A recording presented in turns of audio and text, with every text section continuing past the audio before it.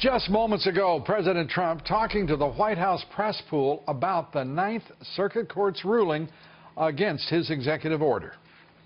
It's a political decision, and we're going to see them in court, and I look forward to doing it. So you believe the judges made a political decision? We have a situation where the security of our country is at stake, and it's a very, very serious situation. So we look forward, as I just said, to seeing them in court. President Trump speaking right after learning of the Ninth Circuit Court refusing to stay the TRO against his executive order.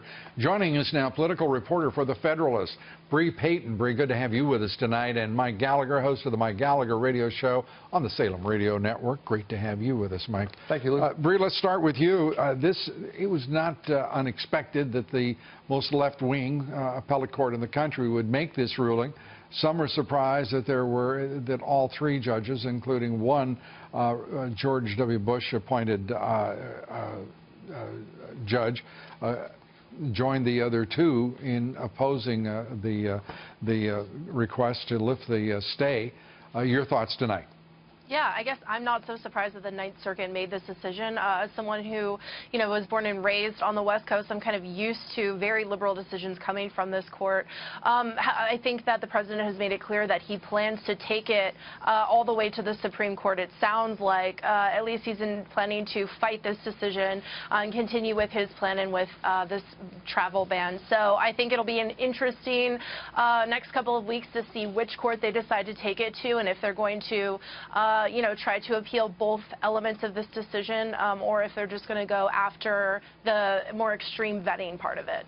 Leftist obstructionism, it's coming from the Senate in the nominating and confirmation process. We're watching it every day. Ed Rollins here earlier, Mike, pointing out that Sessions and Tillerson and DeVos all had the highest numbers of opposing votes, if you will, of any nominees in presidential history. Got Chuck Schumer talking about being sick to his stomach over Jeff Sessions, the personal vitriol, the obstructionism, the nastiness. Do you think he really is? He looks to me like he's in political theater.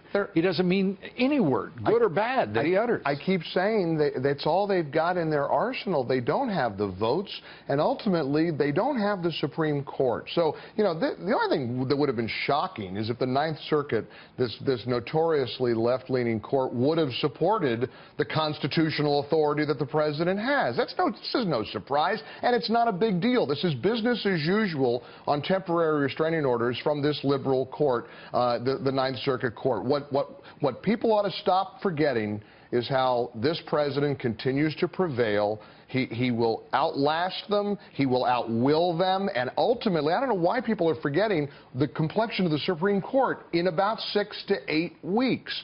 So, like some say, everybody needs to just take a chill pill here and calm down and realize he's going to prevail. You are quoting Rahm Emanuel these days? My goodness. No, I didn't mean that. Don't put that on me, Luke. Come on. I didn't mean it. Bre, this obstructionism that goes on, and I think Mike is exactly right. This president and the great team that he has put together in the White House are going to prevail. But the frustration level has to be extraordinary, because in every respect, he has the will of the people to represent. He knows that he has ultimately the votes in the Senate, whether it be confirmation or ultimately legislation along with the House. What is your sense right now of whether the Democrats will, no matter how futile, continue to be just obstreperous and venal and mendacious and awful? Well, I think it's pretty clear that the Democratic Party is in shambles. The leadership is a mess. They're not really sure what to do with Donald Trump or how to effectively oppose him. And the media is kind of taking that cue and also having fainting spells on the regular 5, 6 times every single day, right? That's all that we're seeing from the Democratic Party and from the media, is every single thing Donald Trump does, they decide to have a fainting spell, and come at it guns blazing, and instead of you taking up an effective strategy and picking and choosing, which fights are important and which fights aren't. Go ahead, Mike. We're in a cycle, if you can picture this, where the media is losing its mind over Kellyanne recommending people, you know, buy Ivanka's products. I mean, think about this. And I mean, some of the Republicans, you know, led by Chaffetz in the House, going after ethics considerations. Are you kidding Are me? you out of your minds over there? I mean, they're just such little darlings. I can't tell you how objectionable they are. And it's petty and it's nasty. Not all the daffodils are in the Democratic Party. No, you're right. But look at every one of them and how much they opposed President Trump all throughout the campaign. Candidate Trump. Candidate Trump. Very important to watch their track record. And, you know, McCain today, the president went after him again. McCain did misspeak without question on the raid in which the U.S. Navy SEAL was killed. Your reaction, Bre, to the harsh tone that the president brought to the disagreement with Senator McCain. Yeah, well, I think the objective, since the objective of the raid is classified, I think that you or I are not going to know if the raid was a success or ultimately if it was a failure, right? That's something that the president knows as the commander-in-chief. So, you know, well, his point is McCain shouldn't have opened his mouth about it. And I don't think there's much argument that that was a poor decision on the part of McCain.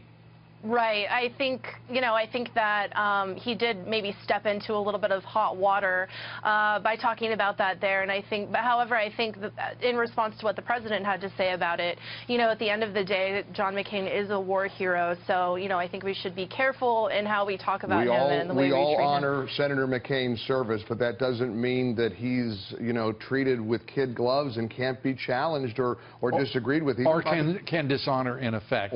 Not his intent, but dishonor the service of another who served the country and made the ultimate sacrifice. I don't think there's any argument with the president on that. That the senator was wrong.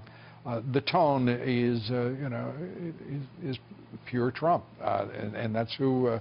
That's one of the reasons we put him there. He's speaking plainly. We have a commander-in-chief who doesn't want to call a mission a failure, even when a hero dies fighting for his country. That, for many of us, that's pretty admirable.